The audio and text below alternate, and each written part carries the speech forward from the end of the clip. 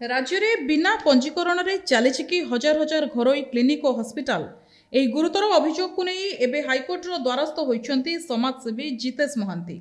ସୂଚନା ଅଧିକାର ଆଇନ ଜରିଆରେ ମିଳିଥିବା ତଥ୍ୟକୁ ଆଧାର କରି ସେ ଦାବି କରିଛନ୍ତି ଯେ ବିଶେଷ କରି ଭୁବନେଶ୍ୱର ଓ ଖୋର୍ଦ୍ଧା ଜିଲ୍ଲାରେ ଅନେକ ଘରୋଇ ହସ୍ପିଟାଲ ଓ କ୍ଲିନିକ ଆବଶ୍ୟକୀୟ ଅନୁମତି ଓ ପଞ୍ଜୀକରଣ ବିନା ଚାଲୁଛି। ଅଭିଯୋଗ ଅନୁସାରେ ଏହି ସଂସ୍ଥାଗୁଡ଼ିକ ପାଖରେ ଅଗ୍ନି ନିରାପତ୍ତା, ସାନିଟାରୀ, ଡ୍ରେନେଜ ଏବଂ ଅନ୍ୟାନ୍ୟ ଆବଶ୍ୟକୀୟ ସାର୍ଟିଫିକେଟ ନଥିଲେ ମଧ୍ୟ ରୋଗୀଙ୍କୁ ଚିକିତ୍ସା ସେବା ଯୋଗାଇ ଦିଆଯାଉଛି। ଏପରିକି କେତେକ ପ୍ରତିଷ୍ଠିତ ହସ୍ପିଟାଲର ଡାକ୍ତରମାନେ ମଧ୍ୟ ଏହି କ୍ଲିନିକରେ ଚିକିତ୍ସା କରୁଥିବା ଅଭିଯୋଗ ହୋଇଛି।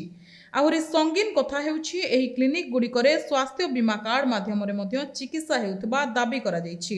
ଏହା ପଛରେ ଏକ ସଂଗଠିତ ଚକ୍ର କାର୍ଯ୍ୟ କରୁଥିବା ସନ୍ଦେହ ପ୍ରକାଶ କରିଛନ୍ତି ଆବେଦନକାରୀ। আজি দেখুন গোটে রিট ফাইল হয়েছি যেটা ওড়িশার গোটে বহুত বড় জঘন্য ঘটনা ঘটিছে। এতে রাজ্য সরকার এবং তাঁর আনুষঙ্গিক বিধায়ক মধ্যে অনুতপ্ত এবং সমস্তে মিলিত উদ্যমে এসব চালিছি। মু কাহাকু দোষ দৌনি। पूर्वतन एबे तो देखुवे प्रत्येक क्षेत्र में पूर्वतन सरकार ये सब ठेलापेला चली ठेलापेला गाड़ी चलातुनि आज्ञा।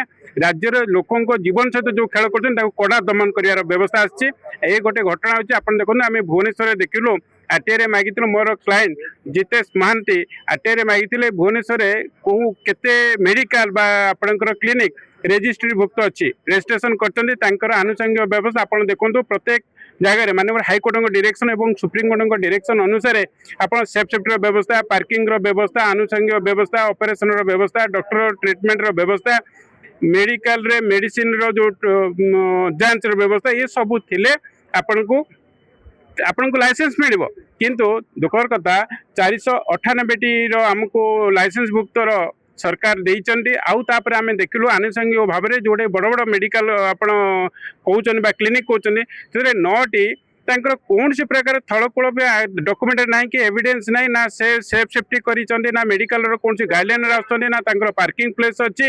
ये सब सरला परे सीडीएम को मोर क्लाएंट 17/6/2026 रे लिखित भाव में जनइला सीडीएम गोटे कथा कहले आगे आम देखुचन माने कौन आगे गोटे दिन में शह शह लोकर जीवन जाऊँगी। लोक को ज्वर हेल्ले आईसी पकईकि पैसा नौकरी ठकई चली लोक जीवन जाऊँगी।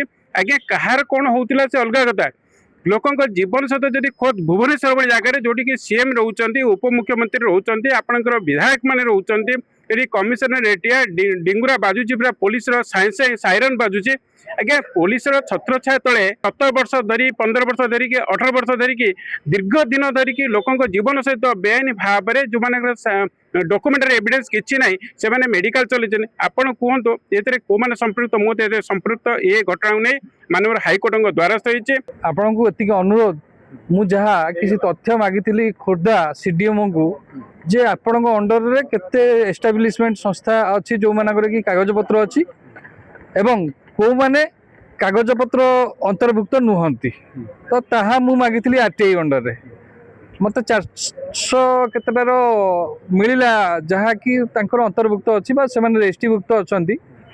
बाकी मु पाइला भीतर वर्तमान 9टी पाइछि जोटा कि भुवनेश्वर भरतपुर अंडर रे 9टी वर्तमान चलती जो मानकर कि रेजिस्ट्री भुक्त नुहंती से माने छोटिया छोटिया छोटिया छोटिया एस्टाब्लिशमेंट संस्था बा छोट छोट क्लिनिक खोलिकी बसचंती दिन को लक्ष लक्ष टका कमाउचंती सेतिरे तांको संगे मिसिकी अछंती बड़ बड़ डाक्तरखाना डाक्तर जो माने कि मासुक 1.5 लाख 2 लाख भली दरमा पाउछंती से माने आसिकी एई भलिया जालिया संस्था संगे जड़ित रही से माने भी सेठी सेवा दउछंती।